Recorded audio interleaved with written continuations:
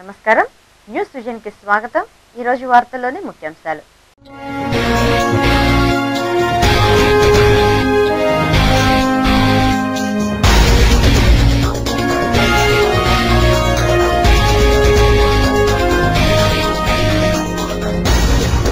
ప్రజల్లో అవగాహన కల్పించండి।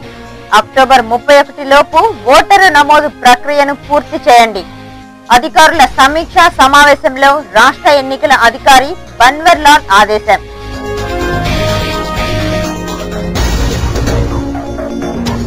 కక్ష సాధింపులను విడనాడండి, ప్రజా సమస్యలను పరిష్కరించండి। ప్రజాబాటలో ఎమ్మెల్యే భూమన ధ్వజం।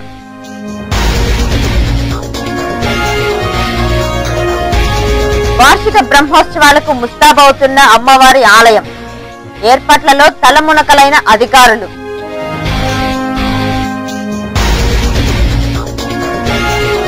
నగరంలో మొబైల్ డ్రైవ్ హల్చల్, ప్రమాదాల బారిన అమాయకులు, నీరుగారుతున్న పోలీసుల ప్రయాస।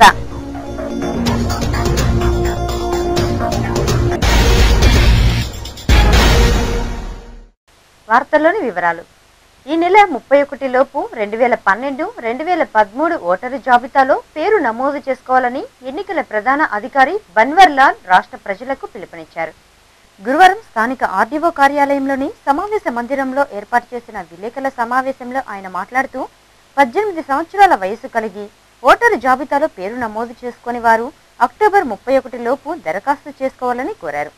2010లో చిత్తూరు జిల్లాలో 69,000 మంది ఓటు కోసం దరఖాస్తు చేసుకున్నారని, అయితే ఈ ఏడాదిలో 44,000 మంది మాత్రమే దరఖాస్తు చేసుకున్నారని చెప్పారు। ఇటీవల జరిగిన ఉప ఎన్నికల్లో 18,000 మంది దరఖాస్తు చేసుకుని ఓటు హక్కు పొందారని తెలిపారు। 2012, 2013 ఓటరు జాబితాలో 1,00,000 దరఖాస్తులకు గాను ఇంకా 60,000 మంది పేరు నమోదు చేసుకోవాల్సి ఉందన్నారు। ఈ నెల 28న బూత్ లెవెల్ అధికారులు పోలింగ్ కేంద్రాల వద్ద ఓటరు దరఖాస్తులు స్వీకరిస్తారని, జాబితాలో ఓటు నమోదు చేసుకుని వారు తమ దరఖాస్తులను అధికారులకు సమర్పించాలని సూచించారు। 2013 జనవరి 5 లోపల జాబితాలో జరిగిన తప్పొప్పులను సరిదిద్దే కార్యక్రమం ఉంటుందని ఆయన వివరించారు। ప్రజలు ఈ అవకాశాన్ని సద్వినియోగం చేసుకోవాలని, ఇప్పుడు దరఖాస్తు చేసుకుని వారు 1 సంవత్సరం వరకు ఓటరు జాబితాలో పేరు నమోదు చేసుకోలేరని స్పష్టం చేశారు। ఈ నెల 1 అక్టోబర్ నుంచి ఓటర్ జాబితాలో సవరణ జరుగుతుంది।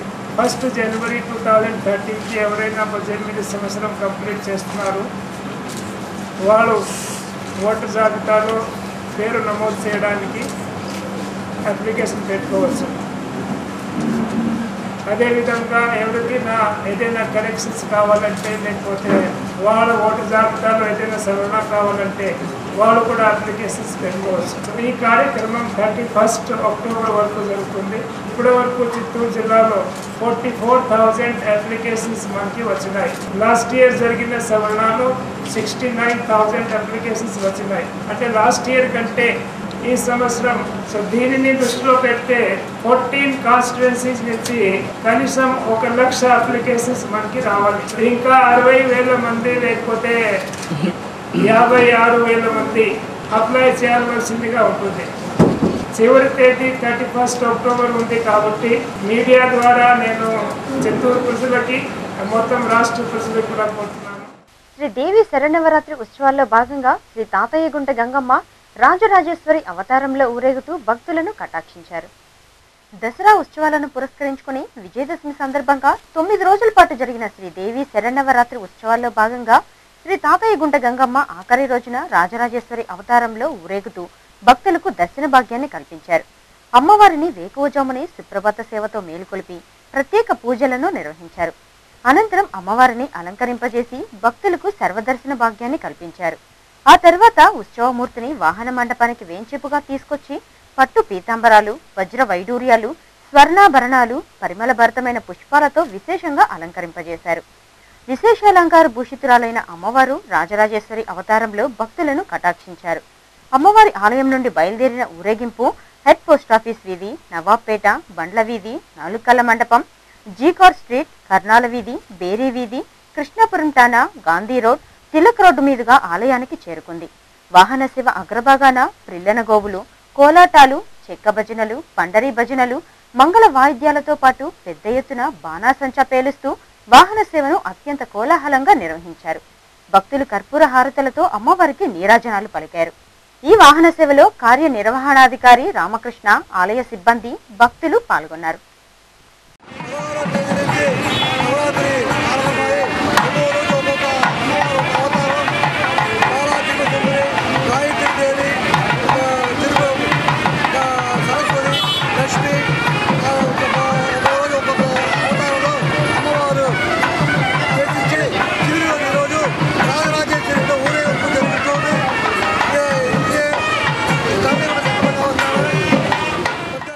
తిరుచానూరు శ్రీ పద్మావతి అమ్మవారి వార్షిక బ్రహ్మోత్సవాలకు టీటీడీ భారీ ఏర్పాట్లను చేస్తోంది. శ్రీవారి బ్రహ్మోత్సవాల తరహాలో అమ్మవారి బ్రహ్మోత్సవాలను నిర్వహించేందుకు అధికారులు సర్వం సిద్ధం చేస్తున్నారు. దివ్య క్షేత్రమైన శ్రీ అలివేలు మంగాపురం వైకుంఠాన్ని తలపించేలా ఏర్పాట్లను చేస్తున్నారు. 9 రోజుల పాటు జరిగే బ్రహ్మోత్సవాలకు పాలక మండలి సభ్యులు, టీటీడీ ఉన్నతాధికారులు భారీ ఏర్పాట్లు చేస్తూ ఎప్పటికప్పుడు పనులను సమీక్షిస్తున్నారు. అమ్మవారి రాజగోపురానికి, ఆలయానికి వెళ్లవేయడంతో బ్రహ్మోత్సవ శోభను సంతరించుకుంది. నవంబర్ 10వ తేదీ అంకురార్పణతో అమ్మవారి బ్రహ్మోత్సవాలు ప్రారంభమై 18వ తేదీ పంచమి తీర్థంతో ముగియనున్నాయి. ఇందుకోసం అమ్మవారి పుష్కరిణి అయిన శ్రీ పద్మ సరోవరంలో మరమ్మతులను చేపట్టారు. పుష్కరిణిని శుభ్రపరిచే పనులను సిబ్బంది ముమ్మరం చేస్తున్నారు. ఆలయ మాడవీధుల్లో రంగురంగుల రంగవల్లులను వేసి సుందరంగా తీర్చిదిద్దుతున్నారు. ఆలయం చుట్టూ బారికేడ్లను ఏర్పాటు చేస్తున్నారు. అమ్మవారి బ్రహ్మోత్సవాలకు దేశం నలుమూలల నుండి తరలివచ్చే భక్తుల సౌకర్యార్థం ప్రత్యేక ఏర్పాట్లను చేస్తున్నారు. వారికి అవసరమయ్యే సదుపాయాలను సమకూరుస్తున్నారు. త్రాగునీరు, మరుగుదొడ్లతో పాటు ప్రధాన కూడళ్లలో వైద్య శిబిరాలను ఏర్పాటు చేయడానికి అధికారులు సన్నాహాలు చేస్తున్నారు. మాడవీధిలో సీసీ కెమెరాలను ఏర్పాటు చేస్తున్నారు. దివ్యక్షేత్రమైన తిరుచానూరు మిరుమిట్లు గొలిపేలా వివిధ రకాల దేవతామూర్తుల విద్యుత్ దీపాలంకరణ కటౌట్లను శోభాయమానంగా ఏర్పాటు చేస్తున్నారు. భక్తులకు ఎలాంటి ఇబ్బందులు కలగకుండా ఉండేందుకు, బ్రహ్మోత్సవాలను విజయవంతం చేసేందుకు భద్రతా చర్యల్లో భాగంగా భారీ సంఖ్యలో పోలీస్ బలగాలను బందోబస్తుగా నియమించనున్నారు. శ్రీవారి బ్రహ్మోత్సవాల లాగానే అమ్మవారి బ్రహ్మోత్సవాలను విజయవంతం చేసేందుకు టీటీడీ యంత్రాంగం సర్వం సిద్ధం చేస్తోంది. కాంగ్రెస్ ప్రభుత్వం రజకులపై వివక్షత చూపుతోందని తిరుపతి శాసనసభ్యులు భూమన కరుణాకర్ రెడ్డి ఆరోపించారు. ప్రజాబాట కార్యక్రమంలో భాగంగా గురువారం ఎమ్మెల్యే స్థానిక రైల్వే కాలనీలో పర్యటించారు. స్థానికంగా నెలకొన్న సమస్యలను అక్కడి ప్రజలను అడిగి తెలుసుకున్నారు. త్రాగేందుకు గుక్కెడు మంచినీరు దొరక్క చాలా ఇబ్బందులు పడుతున్నామని, పారిశుద్ధ్యం లోపభూయిష్టంగా ఉందని, డ్రైనేజీ సరిగ్గా లేదని తదితర సమస్యలను వారు కరుణాకర్ రెడ్డికి ఏకరువు పెట్టారు. స్పందించిన ఎమ్మెల్యే సమస్యల పరిష్కారానికి కృషి చేస్తానని హామీ ఇచ్చారు. అంతేకాక పర్యటనలో ఉన్న మున్సిపల్ అధికారులను స్థానిక సమస్యలను సత్వరం పరిష్కరించాలని ఆదేశించారు. పర్యటనలో భాగంగా రైల్వే కాలనీలోని ధోబీ ఘాట్ను ఆయన పరిశీలించి రజకుల సమస్యలను అడిగి తెలుసుకున్నారు. సరిపడనంత నీరు లేక కులవృత్తికి దూరం కావలసి వస్తోందని రజకులు ఎమ్మెల్యేకు మొరపెట్టుకున్నారు. వారి మొర విన్న కరుణాకర్ రెడ్డి వైఎస్ఆర్ కాంగ్రెస్ పార్టీ రజకులకు అండగా ఉంటుందని భరోసా ఇచ్చారు. ఈ ప్రజాబాట కార్యక్రమంలో వైఎస్ఆర్ కాంగ్రెస్ పార్టీ నాయకులు, కార్యకర్తలు, ప్రజలు పాల్గొన్నారు. విజయదశమి పర్వదినాన్ని పురస్కరించుకొని వరదరాజస్వామి ఆలయంలో ఆధ్యాత్మిక కార్యక్రమాలను ఘనంగా నిర్వహించారు. స్థానిక కేటీ రోడ్లోని వరదరాజస్వామి ఆలయంలో దేవీ నవరాత్రి ఉత్సవాలు విజయదశమి పర్వదినాన్ని పురస్కరించుకొని బుధవారం రాత్రి పలు సాంస్కృతిక, ఆధ్యాత్మిక కార్యక్రమాలను నిర్వహించారు. ఈ కార్యక్రమంలో భాగంగా శ్రీ చైతన్య టెక్నో స్కూల్లో 9వ తరగతి చదువుతున్న చిన్నారి షర్మిక గాత్ర కచేరీ ఎంతగానో అలరించింది. గురువర్యులు చెన్నయ్య పర్యవేక్షణలో ఆమె ఆలపించిన అన్నమయ్య సంకీర్తనలు ఆహుతులను అలరింపజేశాయి. 4 సంవత్సరముల సంగీతాభ్యాసంలో షర్మిక అభ్యసించిన సంగీత ప్రతిభను అమ్మవారి సమక్షంలో ప్రదర్శించాలనే సంకల్పంతో తరచూ పలు అమ్మవారి ఆలయాలలో ప్రదర్శనలిస్తూ అందరి మన్ననలు పొందుతుండటం విశేషం.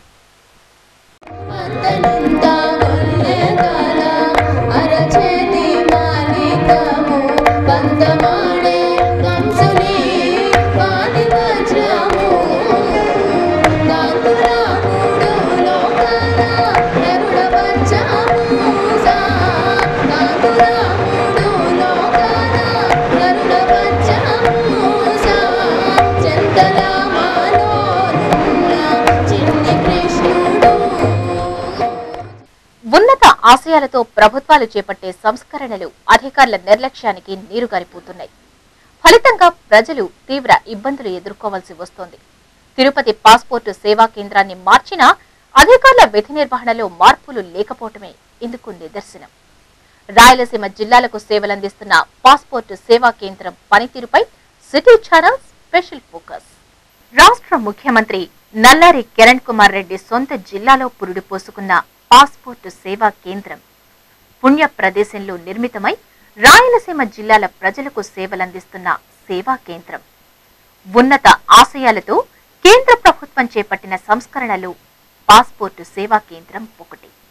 అయితే తిరుపతి కేంద్రంగా రాయలసీమ ప్రజలకు అందుబాటులో ఉండి సేవలందిస్తున్న ఈ సేవా కేంద్రంలో అధికారుల నిర్లక్ష్యం దరఖాస్తుదారుల పాలిట శాపంగా మారుతోంది.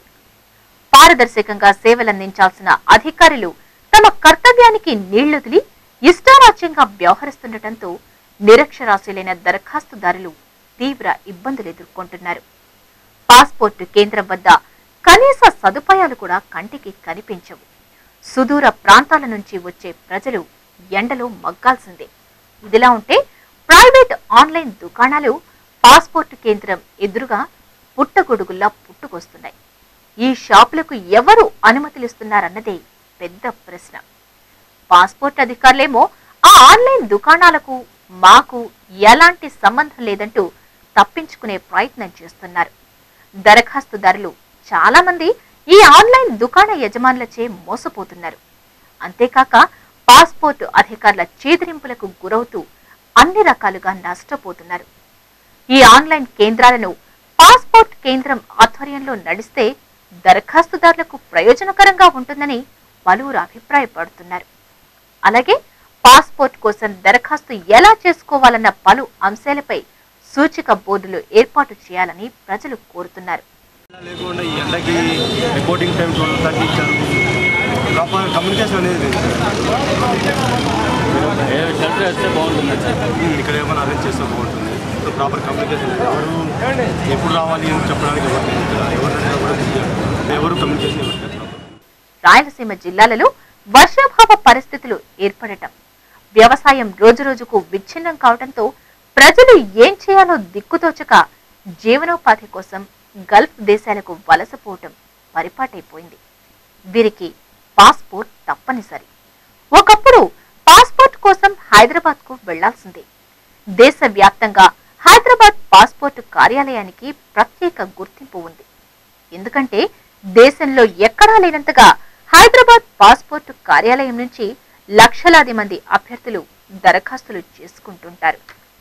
ఇందులో కడప, కర్నూలు, అనంతపురం, చిత్తూరు, నెల్లూరు జిల్లాలకు చెందిన ప్రజలు పాస్పోర్ట్ కోసం హైదరాబాద్ లో దరఖాస్తు చేసుకోవటం ప్రత్యేకంగా చెప్పాలి. వీరితో పాటు విదేశాలకెళ్లి చదువుకునే విద్యార్థులకు, వ్యాపారవేత్తలకు, పారిశ్రామికవేత్తలకు ఇలా ఎందరికో పాస్పోర్ట్ తప్పనిసరిగా కావాలి. ఎంతో వ్యయ ప్రయాసల కూర్చి రాజధానికొచ్చే వీరి కష్ట నష్టాలను దృష్టిలో ఉంచుకుని కేంద్ర ప్రభుత్వం వీరికి పాస్పోర్ట్ను సులభంగా అందించాలన్న సంకల్పంతో పుణ్య ప్రదేశమైన తిరుపతిలో పాస్పోర్ట్ సేవా కేంద్రాన్ని ఏర్పాటు చేసింది. ఉన్నత ఆశయంతో ఏర్పాటు చేసిన పాస్పోర్ట్ సేవా కేంద్రంలో అధికారుల నిర్లక్ష్యం, సిబ్బంది బాధ్యత రాహిత్యం వెరసి ప్రభుత్వ లక్ష్యాలను నీరుగారుస్తున్నాయి. పాస్పోర్టు పొందేందుకు దరఖాస్తు ఎలా చేసుకోవాలో తెలియక నానా తంటాలు పడుతున్నారు ప్రజలు. అంతేకాక పాస్పోర్టు సేవా కేంద్రం చుట్టూ ప్రదక్షిణలు చేస్తున్న వీరి మొర ఆలకించే నాథుడే కనపడడు. దళార్లను ఆశ్రయిస్తే వారు గుండు గీయించి పంపుతున్నారన్న ఆరోపణలు లేకపోలేదు. మరి పాస్పోర్టు సేవా కేంద్రం ఎవరి సేవలో తరిస్తోంది? కార్యాలయంలో ఎన్ని కౌంటర్లలో దరఖాస్తులు స్వీకరిస్తుంటారు? అసలు సేవా కేంద్రం లోపల ఏం జరుగుతోంది అన్నది అంతు చిక్కని ప్రశ్న. క్యూలైన్లో దరఖాస్తుదారులు బారులు తీరుతుంటారు. తాము ఎన్ని రోజుల నుంచి వస్తున్నా దరఖాస్తులు తీసుకోకపోగా సమాధానం చెప్పే వారే లేరంటూ లాబోదీబోమంటున్నారు ప్రజలు. ఇక్కడ పోలీస్ క్లియరెన్స్ లేదని ఎంక్వైరీకి వచ్చారు. కానీ ఇక్కడ పోయినా లోపలగా పోయినా కానీ మళ్ళీ రేపు 1 మంత్ నుంచి వస్తున్నాను పోతున్నాను ఇదే విషయమే. మీకు అన్ని ప్రాపర్గా ఉన్నాయా? అన్ని ప్రాపర్గా ఉన్నాయి కానీ టికెట్స్ మాట్లాడరు. ఇట్లా చూసారా రేపు రండి, ఇట్లా చూస్తారా రేపు రండి. మీరు గట్టిగా అడగలేకపోయారా? అడిగితే 500 కట్టండి అపార్ట్మెంట్ చేసుకోండి అంటున్నారు. ఇంతకుముందు కూడా 2 సార్లు వచ్చిపోయినాను. మూడోసారి వచ్చింది. ఏం చెప్తున్నారు ప్రతిసారి వచ్చినప్పుడు? తీసేసుకోవాలి రేపు రానట. ఇప్పుడు వచ్చినాము అక్కడ, ఇప్పుడు మళ్ళీ పోయి రేపు వచ్చి అనుకున్నదా సార్ భయపడిపోయి పిల్లలు కొద్దేసి వచ్చి పొద్దున్న రేపు నుంచి ఇక్కడ తెల్లవారు ఎన్ని గంటలకు వచ్చారండి? 3 గంటలకు ఇప్పుడు వచ్చినాము. 3 గంటల నుండి లైన్లోనే వెయిట్ చేస్తాం. తిరుపతిలో రైతులు వచ్చి దిగిలో 3 గంటల నుంచి ఇక్కడనే ఉన్నాం. ఇంతకుముందు 2-3 సార్లు వచ్చిపోయినాము, కాలేదు. ఈ రోజు కూడా కాదని చెప్తాంటారు. ప్రభుత్వం వెంటనే స్పందించి పాస్పోర్ట్ కేంద్ర సేవలను పారదర్శకంగా నిర్వహించాలని పలువురు కోరుతున్నారు. పాస్పోర్ట్ సేవా కేంద్ర అధికారుల ఒంటెత్తు పోకడలకు సంస్థ పరువు వీధిన పడక తప్పదని నగర ప్రముఖులు హెచ్చరిస్తున్నారు. పాస్పోర్టు కోసం దరఖాస్తు చేసుకునే ప్రతి ఒక్కరికి పాస్పోర్టు సేవలను అందుబాటులోకి తెచ్చి అవగాహన కల్పించినప్పుడే ప్రభుత్వ ఆశయాలకు సార్థకత ఏర్పడుతుందని మేధావి వర్గం హెచ్చరిస్తోంది. ఖజానా శాఖలో దీర్ఘకాలికంగా పెండింగ్లో ఉన్న సమస్యలను వెంటనే పరిష్కరింపజేయాలని కోరుతూ ఆ శాఖ ఉద్యోగులు పెన్ డౌన్ కార్యక్రమాన్ని చేపట్టి నిరసన తెలియజేశారు. ఖజానా శాఖ రాష్ట్ర జేఏసీ పిలుపు మేరకు బుధవారం తిరుపతి మంచినీళ్లగుంట సమీపంలోని డివిజనల్ ఉప ఖజానా కార్యాలయం ఉద్యోగులు పెన్ డౌన్ కార్యక్రమాన్ని నిర్వహించారు. ఉద్యోగులు విధులను బహిష్కరించి సమ్మెలో పాల్గొన్నారు. వీరికి రాష్ట్ర ఉద్యోగ, ఉపాధ్యాయ, కార్మిక సంఘం సంఘీభావం తెలిపి నిరసనలో పాల్గొంది. దీర్ఘకాలికంగా పెండింగ్లో ఉన్న ఖజానా శాఖ సిబ్బంది సమస్యలను వెంటనే పరిష్కరించాలంటూ నినాదాలు చేశారు. ఈ సందర్భంగా ఏపీటీఎస్ఏ రాష్ట్ర సహాధ్యక్షులు గోపాల్ మాట్లాడుతూ ఖజానా శాఖ సిబ్బంది దీర్ఘకాలిక సమస్యలతో తీవ్ర ఇబ్బందులు ఎదుర్కొంటున్నారని, వారి న్యాయమైన 12 డిమాండ్లను పరిష్కరించాలని కోరుతూ గత నెల 6వ తేదీ నుండి వివిధ రూపాల్లో ఆందోళనలు, నిరసనలు తెలియజేస్తున్నప్పటికీ ప్రభుత్వం స్పందించకపోవటం దారుణమన్నారు. ఈ నెల 18వ తేదీ రాష్ట్ర జేఏసీ ప్రభుత్వంతో జరిపిన చర్చలు విఫలం కావడంతో ఖజానా శాఖ ఉద్యోగుల ఆందోళనలను తీవ్రతరం చేయాలన్న జేఏసీ పిలుపు మేరకు బుధవారం నుండి పెన్ డౌన్ కార్యక్రమాన్ని చేపట్టడం జరిగిందన్నారు. రాష్ట్ర వ్యాప్తంగా పనిచేస్తున్న 18 లక్షల మంది ఉద్యోగులకు హెల్త్ కార్డులు మంజూరు చేస్తామని గత 2 సంవత్సరములుగా ప్రభుత్వం డాంబికంగా ప్రగల్భాలు పలుకుతోందే తప్ప అమలు చేయటం లేదని ఆగ్రహం వ్యక్తం చేశారు. నిజాయితీపరుడైన రాష్ట్ర డైరెక్టర్ నాగార్జునరెడ్డిని ఉద్దేశపూర్వకంగా చేసిన బదిలీని వెంటనే రద్దు చేయాలని డిమాండ్ చేశారు. 7 నెలలు పదవీ కాలంలో ఉండి నిజాయితీగా పనిచేసి ఇంకా రిటైర్మెంట్కి ఎన్నెళ్ళు ఉన్నప్పుడే అతను బదిలీ చేయడం అనేది చాలా దురదృష్టకరం. అందుకు మద్దతుగా రాష్ట్ర వ్యాప్తంగా వాళ్ళ నిజాయితీపరమైన ఆఫీసర్ని తిరిగి మాతృశాఖకి ట్రెజరీకి రప్పించాలని కోరుతూ ఉద్యోగుల యొక్క సమ్మె ఏదైతే ట్రెజరీ చేస్తున్నారో అది చాలా అభినందన విషయం. దీనివలన భవిష్యత్తులో నిజాయితీ గల ఆఫీసర్ ఇంకా సహృద్భావంతో పనిచేసి వాళ్ళ ఉద్యోగుల యొక్క క్షేమాన్ని చూడడానికి అవకాశం ఉంటుంది. అదేవిధంగా ఈరోజు ట్రెజరీలు సంఖ్య పెంచాల్సి ఉంది. 1వ తారీఖు పెన్షన్ కోసం ఎదురు చూస్తున్నట్టు పండుటాకులైన పెన్షనర్లకు పెన్షన్ అందదు, అలాగే మధ్యతరగతి ఉద్యోగికి జీతం అందదు. ఆ రకంగా ధరలు ఆకాశంలో బతుకులు పాతాళంలో ఉండే వాళ్ళు త్రిశంకు సగ్గులు ఉండాల్సి వస్తుంది. ఇప్పటికైనా ప్రభుత్వం కళ్ళు తెరిచి వాళ్ళ సమస్యల పరిష్కారం చేసి హెల్త్ కార్డులు ప్రభుత్వం ట్రెజరీల ద్వారానే మంజూరు చేసి అదేవిధంగా వాళ్ళ డైరెక్టర్ గారి యొక్క అక్రమ బదిలీని రద్దు చేసి తిరిగి వాళ్ళని డైరెక్టర్గా ట్రెజరీ శాఖ నియమించి మరి ట్రెజరీ ఉద్యోగుల మద్దతుగా జేఏసీ పక్షాన ఉపాధ్యాయ సంఘం పక్షాన ఆంధ్రప్రదేశ్ ఉపాధ్యాయ సంఘాలకు మద్దతు తెలియజేస్తున్నాం. అనంతరం జిల్లా ఖజానా శాఖాధికారి శివశంకర్ మాట్లాడుతూ గత కొద్ది రోజులుగా తమ సిబ్బంది చేస్తున్న ఆందోళనలు న్యాయబద్ధమైనవేనని, వారి సమస్యలను ప్రభుత్వం వెంటనే పరిష్కరించాలని తెలిపారు. ఈ సందర్భంగా సిబ్బందికి ఆయన మద్దతు తెలిపారు. ఈ నిరసన కార్యక్రమంలో ఆ శాఖ సిబ్బంది, ఏపీటీఎస్ఏ సభ్యులు పాల్గొన్నారు. నేను కూడా ఒక సభ్యుడిని, ఒక గెజిటెడ్ ఆఫీసర్గా నేను ఉన్నాను కాబట్టి మా ట్రెజరీ ఉద్యోగులు అందరికీ వాళ్ళ సమస్యలు తొందరగా పరిష్కారం కావాలనే దానికి నేను కూడా సానుభూతి తెలుపుతూ వీళ్ళందరికీ కూడా మా డైరెక్టర్ గారు విషయం కానీ మా ట్రెజరీ ఉద్యోగస్తుల సమస్యలు కానీ తొందరగా పరిష్కారం కావాలని కోరుకుంటున్నాను. మొబైల్ ఫోన్స్ వినియోగం ప్రాణాలతో చెలగాటమాడుతోంది. మొబైల్ ఫోన్స్ ఎక్కువగా వినియోగించడం వల్ల వాటిల్లే ఆరోగ్య సమస్యలపై ఎంతో మంది వైద్యులు, శాస్త్రవేత్తలు తర్జన భర్జన పడుతున్నా క్రమబద్ధీకరించలేకపోతున్నారు. దాంతో మొబైల్స్ వినియోగం వల్ల ప్రత్యక్షంగానో పరోక్షంగానో ఎంతో మంది అమాయకులు ప్రమాదాలకు గురవుతున్నారు. ఆధునీకరణ సమాజంలో సామాన్యుడు, నిరుపేదకు కూడా మొబైల్ ఫోన్ ఓ నేస్తమైపోయింది. అవసరం ఏదైనప్పటికీ మొబైల్ ఫోన్ వినియోగం మాత్రం తప్పనిసరి కావటంతో సమాజం మొబైల్ మయమైపోయిందనే చెప్పాలి. మొబైల్ ఫోన్స్ ఎక్కువగా వాడటం వల్ల ఆరోగ్య సమస్యలు ఎదురవుతాయని వైద్యులు పదే పదే హెచ్చరిస్తున్నప్పటికీ పట్టించుకునే నాదులే కరువవుతున్నారు. ఆరోగ్య పరిస్థితులు అలా ఉంచితే ప్రధానంగా మొబైల్ ఫోన్స్ వినియోగం రోడ్డు ప్రమాదాలకు దారితీస్తున్నాయని చెప్పాలి. మొబైల్ ఫోన్స్ వాడకానికి అలవాటు పడ్డ వాహన చోదకులు ట్రాఫిక్ నియమ నిబంధనలను గాలికి వదిలేసి తరచూ ప్రమాదాల బారిన పడుతున్నారు. తద్వారా అమాయక ప్రజలు సైతం క్షతగాత్రులవుతున్నారు. ట్రాఫిక్ పోలీసులు, నగరపాలక సంస్థ ఎన్ని సంస్కరణలు చేపడుతున్నా సెల్ ఫోన్ డ్రైవింగ్ ను మాత్రం పూర్తి స్థాయిలో అరికట్టలేకపోతున్నారు. ట్రాఫిక్ పోలీసుల తనిఖీలు, సీసీ కెమెరాల నిఘా నీడలు ఎన్ని ఉన్నా వాహన చోదకుల్లో మాత్రం మార్పు, అవగాహన రావటం లేదు.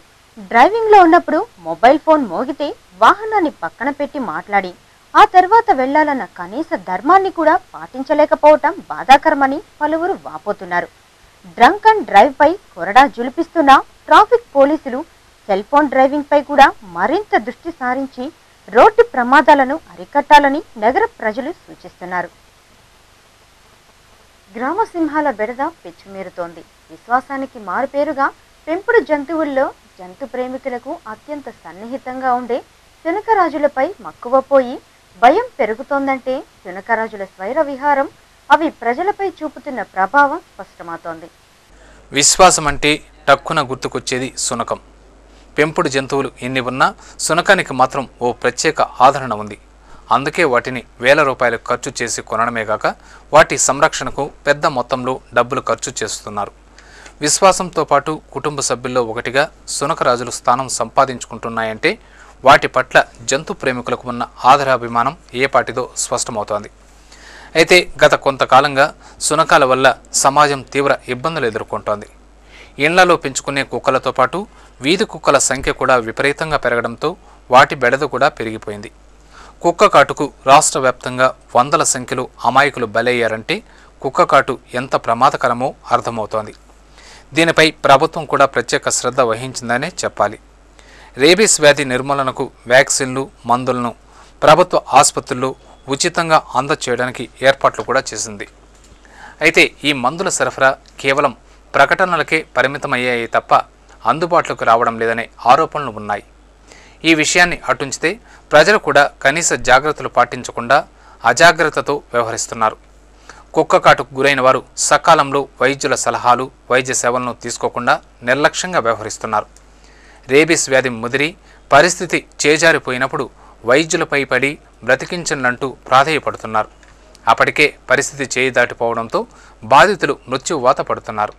అందుకే రేబీస్ మహమ్మారి నుండి సమాజం బయటపడాలంటే ముందుగా ప్రజలు, ప్రభుత్వం మధ్య సమన్వయం కుదరాలి. కుక్కల పెంపకాన్ని ప్రజలు కట్టడి చేస్తే వీధి కుక్కల నిర్మూలనకు ప్రభుత్వం చొరవ చూపాలి. చేతులు కాలాక ఆకులు పట్టుకున్న చందంగా కాకుండా కుక్కల్ని నిర్మూలిస్తే కుక్క కాటు అనేదే ఉండదన్న విషయాన్ని సమాజం అవగాహన చేసుకోవాలి. ప్రజల్లో మార్పు వచ్చినా ప్రభుత్వ యంత్రాంగంలో చలనం రావడం లేదనే చెప్పాలి. వీధి కుక్కల సంఖ్య రోజు రోజుకు పెరిగిపోతున్నా వాటి నియంత్రణపై నగరపాలక సంస్థ సిబ్బంది కనీసం చొరవ కూడా చూపడం లేదు. ప్రతిరోజు ప్రజల నుండి ఫిర్యాదులు అందుతున్నా పట్టించుకున్న పాపాన పోలేదని పలువురు స్థానికులు ఆవేదన వ్యక్తం చేస్తున్నారు. వారంలో 2-3 కుక్క కాటుకు గురి అవుతూనే ఉన్నారు.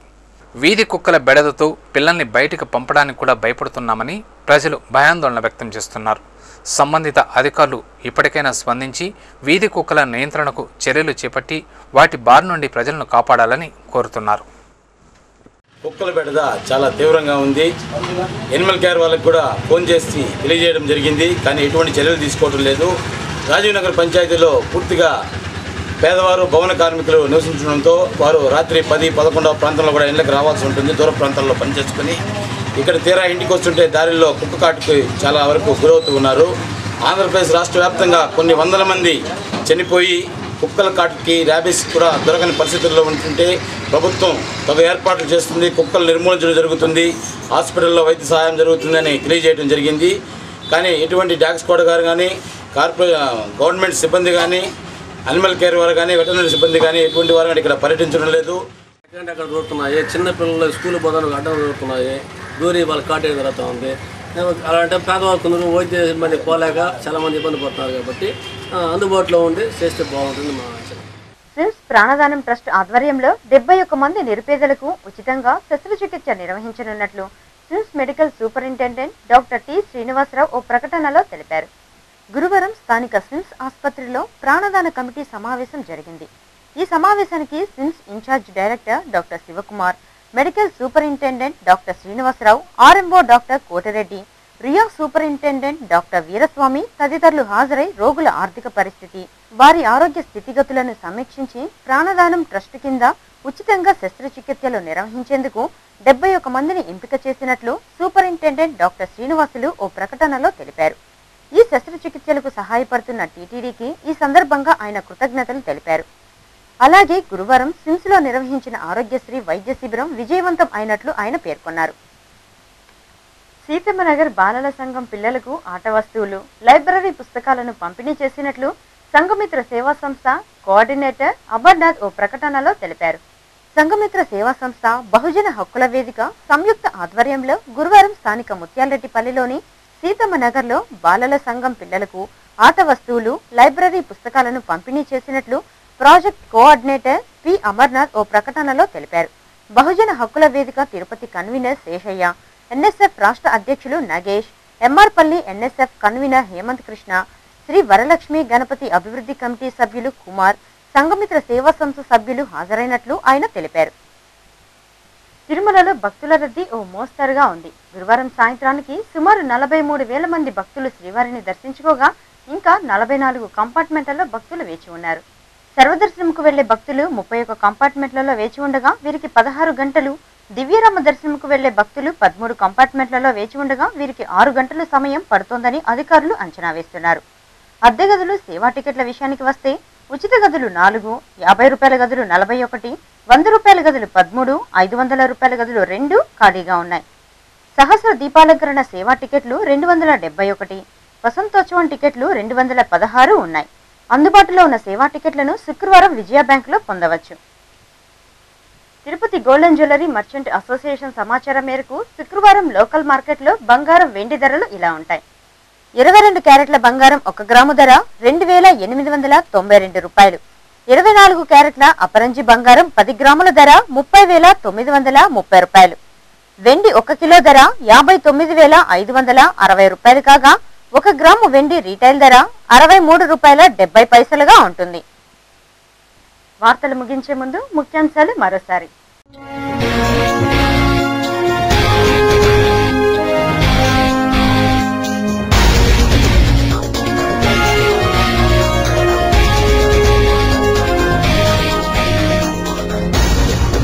ప్రజల్లో అవగాహన కల్పించండి. అక్టోబర్ 31 లోపు ఓటరు నమోదు ప్రక్రియను పూర్తి చేయండి. అధికారుల సమీక్షా సమావేశంలో రాష్ట్ర ఎన్నికల అధికారి బన్వర్లాల్ ఆదేశం.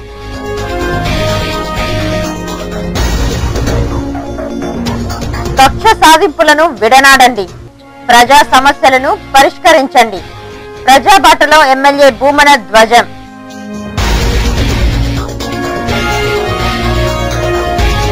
వార్షిక బ్రహ్మోత్సవాలకు ముస్తాబవుతున్న అమ్మవారి ఆలయం. ఏర్పాట్లలో తలమునకలైన అధికారులు.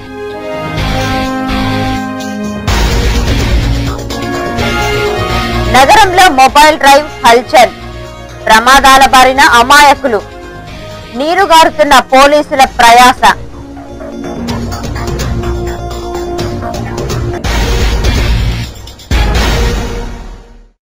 ఈ వార్తలు ఇంతటితో సమాప్తం. సమగ్ర సమాచారంతో న్యూస్ విజన్ లో మళ్ళీ కలుసుకుందాం. అంతవరకు సెలవు. నమస్కారం.